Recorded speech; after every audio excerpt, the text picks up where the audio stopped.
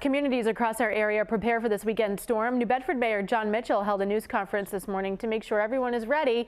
Mayor Mitchell says roads will be pre-treated and 120 plows will be out clearing the roads once the snow starts. Libraries, senior centers, city offices will also be closed and trash service is being suspended.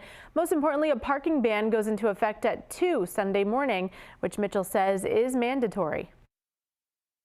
The parking ban is important because by allowing us more room to push snow aside, we're able to get emergency vehicles where they need to go. You don't want to be the person, you don't want to have a family member to be the person who needs emergency medical assistance and the ambulance can't get there because the snow hasn't been plowed well because people are parked all over the place.